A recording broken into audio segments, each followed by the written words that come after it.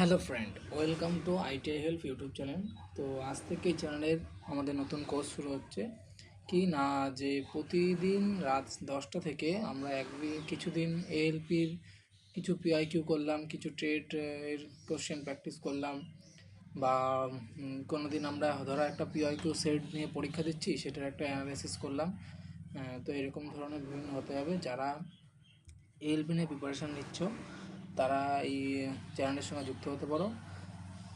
আমি আশা করছি যে খুবই হেল্পফুল হবে, কারণ আমি নিজেও একজন স্টুডেন্ট, আমি সেই হিসাব থেকেই তোমাদের কাছে পড়াবো। তো চলো শুরু করি। তো আজকে আমরা প্রথম যে জিনিসটা আমরা নিয়ে এসেছি, এটা হচ্ছে বেসিক ইলেকট্রিসিটির একটা জিনিস আইটিআইয়ের, যেটাকে আমরা বলি কন্ডাক্টিভিটি। কন্ডাক্টিভিটি তাহলে কী বলছে? কন্ডাক্টিভিটি হলো, সুপার কন্ডাক্টর হলো এমন এক ধরনের পদার্থ যার রেজিস্ট্যান্স জিরো, কিন্তু বাস্তবে এর কোনো অস্তিত্ব নেই। আবার আমরা যদি কন্ডাক্টরের দৈর্ঘ্য বাড়াই, তাহলে রেজিস্ট্যান্স এন স্কোয়ার এর সাথে বৃদ্ধি পায়। তাহলে আমরা কি বলতে পারি, যদি কন্ডাক্টরের দৈর্ঘ্য বৃদ্ধি পায়, তাহলে যে পুরনো রেজিস্ট্যান্স আছে সেটা নতুন রেজিস্ট্যান্স কত হবে না, এন স্কোয়ারের সাথে বৃদ্ধি পাবে। এবার আমরা দেখো একটা কোশ্চেন নিয়েছি, সেই অনুযায়ী কী বলেছি, একটা কোনো কন্ডাক্টরের রোধ 50 ওহম, তার দৈর্ঘ্য 4 গুণ করা হলো, তাহলে রোধ কত হবে? তাহলে রোধ ছিল পুনরোধটা 50 ওহম এবং দৈর্ঘ্যটাকে 4 গুণ করে দিয়েছি। তাহলে কি করব, আমরা দৈর্ঘ্যকে যদি 4 গুণ করে দিই, তাহলে 4-এর স্কোয়ার, 4-4-16 গুণ 50, তাহলে 800 হয়ে যাচ্ছে রোধ বৃদ্ধি পেয়ে। এবার রেজিস্ট্যান্স বৃদ্ধি পেয়ে, তাহলে এবার মানে রেজিস্ট্যান্স মানে রোধ বৃদ্ধি পেয়ে, তাহলে ওহমস ল কী বলছে? ওহমস ল বলছে স্থির চাপে ও তাপে কোনো পদার্থের মধ্যে তড়িৎ প্রবাহ পদার্থটির দুই প্রান্তের বিভব পদ্ধতির সঙ্গে সমানুপাতিক। অর্থাৎ আমরা বলতে পারি ভি ভ্যারিজাস আই, এবার ভ্যারিজাসটা উঠে দিলে ভি সমান সমান আই আর। এবার আমরা এখান থেকে আরেকটা নিয়েছি পজিশন, সেটা হচ্ছে পাওয়ার। পাওয়ার কি? পাওয়ার বলতে পারি কোনো বর্তনীর পাওয়ার সমান সমান পি, যেটাকে পাওয়ারকে আমরা পি দিয়ে ডিনোট করি, পি সমান সমান ভি আই। অর্থাৎ আমরা আবার বলতে পারি ভি সমান সমান আই আর, তাহলে আমরা সেটাই ওখানে বসিয়েছি আই আর, তাহলে কি হয় আই স্কোয়ার আর। অর্থাৎ ইউনিট হচ্ছে পাওয়ারের ইউনিট, তাহলে কী হয়ে যাবে ওয়াট। ওয়াটকে আমরা এভাবেও লিখতে পারি যে অ্যাম্পেয়ার স্কোয়ার ইন্টু ওহম। এখানে দুটো শর্ট কোশ্চেন যেটা পরীক্ষায় বেশি দেয়, সেটা হলো 1 হর্স পাওয়ার সমান সমান 746 ওয়াট এবং 1 মেট্রিক হর্স পাওয়ার সমান সমান 335 1 মেট্রিক হর্স পাওয়ার সমান সমান 735.5 ওয়াট। এরপরে আমরা দুটো সার্কিট নিয়েছি, একটা হচ্ছে প্যারালাল সার্কিট, একটা হচ্ছে সিরিজ সার্কিট। তা প্যারালাল সার্কিট কী বলছে, যার রেজিস্ট্যান্স কম সেগুলো গ্লো করবে এবং যার ওয়াট বেশি সেগুলো গ্লো করবে। তাহলে প্যারালাল সার্কিটের ক্ষেত্রে যার রেজিস্ট্যান্স কম হয় কিন্তু ওয়াট বেশি হয়, যেমন ধরো 10 ওহম রেজিস্ট্যান্সের একটা বাল্ব আর 50 ওয়াট, 10 ওহম 50 ওয়াট, তাহলে কী হচ্ছে, যার রেজিস্ট্যান্স কম হচ্ছে আর ওয়াটটা বেশি হচ্ছে সেগুলো বেশি করবে।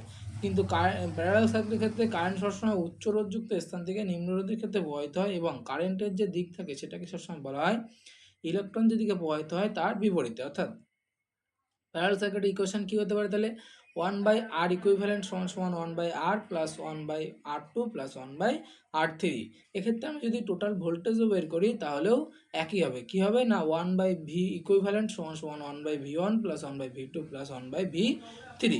আবার যদি আমরা আই বের করি, তাহলে প্যারালাল সার্কিটের ক্ষেত্রে আই হচ্ছে i1 plus i2 plus i3, যেটা আই মানেই হচ্ছে পি, মানে আমরা যদি এখানে প্যারালাল সার্কিটে পাওয়ার বের করি, তাহলে পি সমান সমান পি1 প্লাস পি2 প্লাস পি3। তাহলে এবার পি সমান সমান আমরা কী জানি, ভি আই, তাহলে আমাদের ভি জানতে হবে, আই জানতে হবে, তাহলে আমরা পি এর মানও পেয়ে যাব। বা আই স্কোয়ার আর এর জানলে আমরা আই আর আর জানি, তাহলে আই স্কোয়ার আর দিয়ে পি1 পি2 পি3 মান বের করে আমরা টোটাল কারেন্টের ফ্লোর মান বের করতে পারি বা টোটাল ক্ষমতা বের করতে পারি। এবার কি বলছে, আরেকটা আছে না সিরিজ কানেকশন। সিরিজ কানেকশনের ক্ষেত্রে কী বলছে, যার রেজিস্ট্যান্সের বেশি উজ্জ্বলতা দেখাবে এবং যার ওয়াট কম তার উজ্জ্বলতা বেশি। তাহলে রেজিস্ট্যান্সের বেশি উজ্জ্বলতা কখন দেখাবে, যদি তার রেজিস্ট্যান্স বেশি থাকে তাহলে উজ্জ্বলতা বেশি, এবং যার ওয়াট কম হবে তারও উজ্জ্বলতা বেশি। তার মানে এই ক্ষেত্রে আর সমান সমান R1 plus R2 plus R3। এবার আমরা দিয়েছি বিজ্ঞানী কির্শফের দুটো ল আমরা জানি।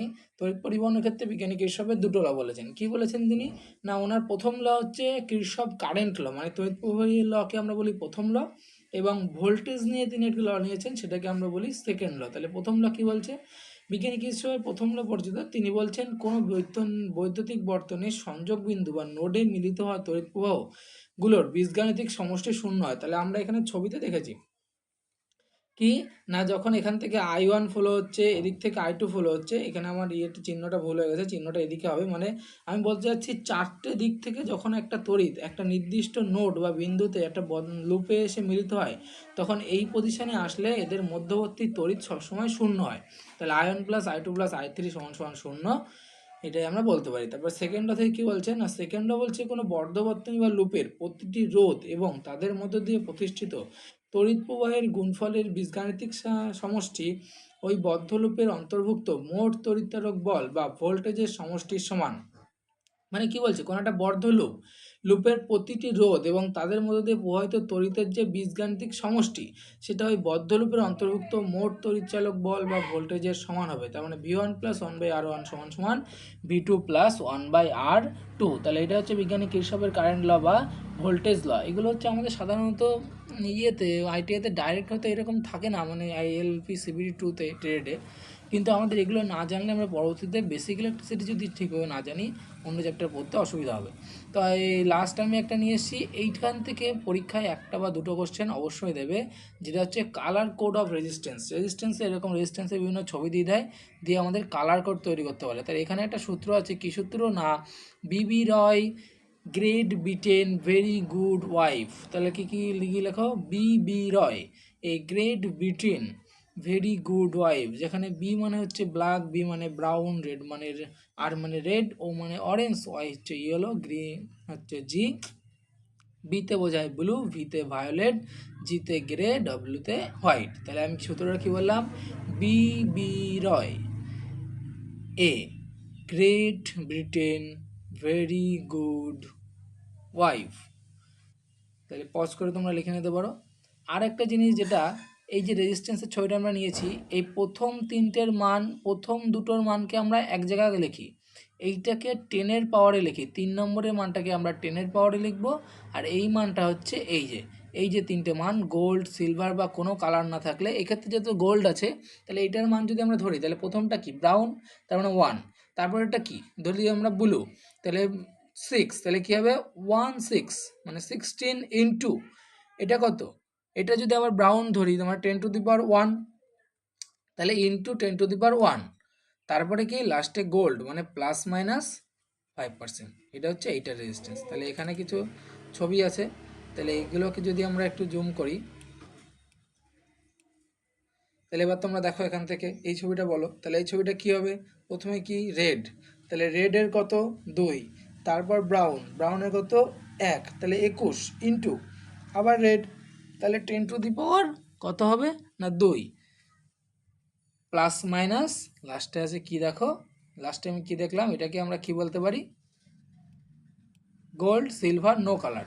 তাহলে এখানে তো কি আছে, অন্য কালার আছে, যেটাকে আমরা নো কালার ধরতে পারি, তাহলে প্লাস মাইনাস 20%। তাহলে এইভাবে এইটাই ক্লাসটা আজকে এই পর্যন্তই শেষ হলো। Thank you. তোমরা এই চ্যানেলটিকে ফলো করে রাখো, যাতে প্রতিদিন এরকম একটা ক্লাস করতে পারো। ধন্যবাদ।